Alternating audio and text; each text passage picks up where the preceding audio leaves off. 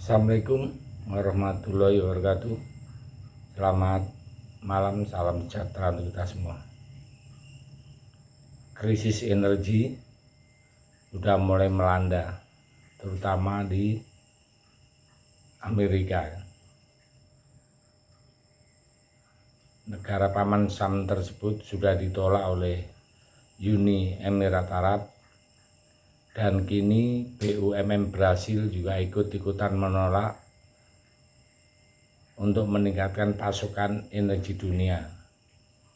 Nah, di tengah kondisi seperti itu, justru Indonesia malah menemukan tambang emas dan membuat produsen dunia happy, gembira agenda yang dibuat oleh presiden kita tentang penyetopan semua ekspor sebentar lagi terlaksana. Dikutip dari berbagai sumber, nanti yang akan sangat dirundung kerugian dalam penyetopan ekspor emasnya yaitu Swiss, Singapura, dan India. India sendiri pada tahun 2020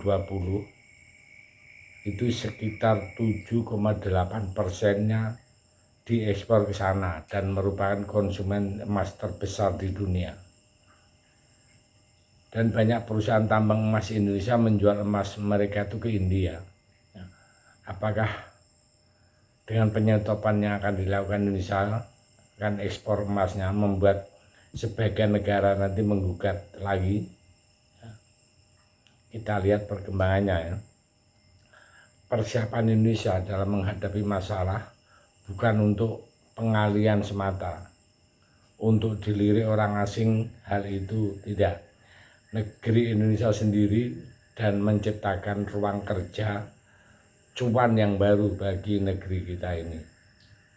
Coba saja kalau kita terus ekspor bahan mentah, kita tidak bisa memiliki cuan yang lebih banyak. Makanya pemerintah sudah sadar kalau penyetopan ini adalah langkah yang baik. Baru-baru ini pemimpin yang sudah diakui Putin ini sebagai saudaranya tengah bersiap-siap menambahkan emas ke dalam daftar komoditas yang akan dilarang ekspor mentahnya. Banyak sekali orang-orang yang menentang dan mengkritik ataupun menyetujui hal tersebut, di antara Sekjen Asosiasi Pengusaha Emas dan Perhiasan Indonesia atau disingkat dengan API, yaitu Iskandar Hussein, mengatakan setuju jika pelarangan adalah untuk barang mentahnya, toh industri di dalam negeri sudah bisa mengelola dan memproduksi emas. Dari tambang di tanah air sendiri seperti yang dilakukan yaitu PT Aneka Tambang Tbk. Jadi PT ini sudah bisa memproduksi emas. Dampak yang terjadi jika benar-benar Indonesia akan menyetop ekspor emasnya dan diolah di dalam negeri, maka biaya bisa ditekan dan bisa menghasilkan emas yang lebih murah, serta industri hilir seperti produsen emas, perhiasan bisa membuat produk itu berdaya saing lebih murah, tapi dengan kualitas lebih bagus karena harga bahan bakunya wajar, tidak mahal. Nah, ekspor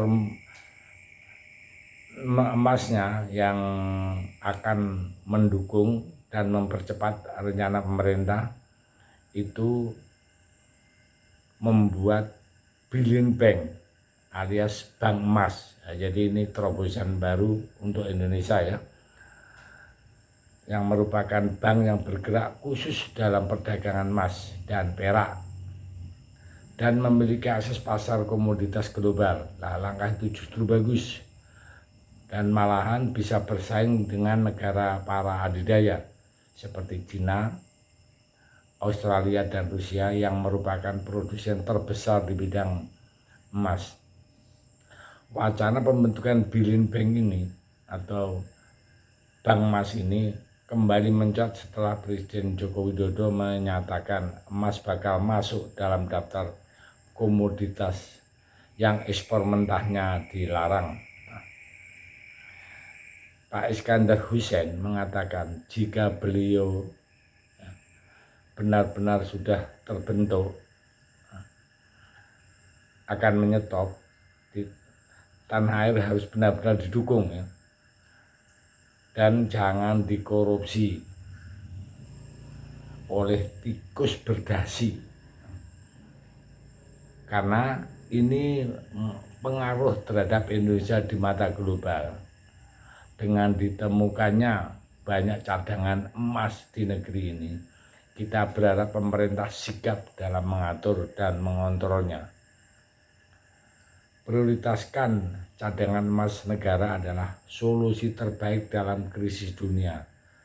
Saat ini di mata dunia ya, pasokan energi pangan hingga komoditas ekspor kita memadai, maka laju ekonomi dapat terjaga dengan baik dan kita sebagai perwakilan rakyat ya, akan terus menyampaikan opini kita, maka akan didengar oleh para pejabat dan pemerintah bahwa kalian para pejabat dan pemerintah yang di atas sana harus ingat bahwa kalian itu pesuruh rakyat. Kalian harus menyamankan majikan. Kalian dengarkan keluh kesah majikan. Kalian bukan keluh kesah para pengusaha atau konglomerat. Karena kalian duduk di sana, rakyatlah yang memilih, bukan para pengusaha dan konglomerat. Karena kalian semua dari negeri yang namanya Indonesia. Jelas ideologinya demokrasi, yaitu dari rakyat, untuk rakyat, kembali ke rakyat. Maka dari itu majikan harus hidup lebih baik. Jangan dibalik, majikan alias rakyatnya sengsara, yang disuruh pejabatnya malah berfoya-foya.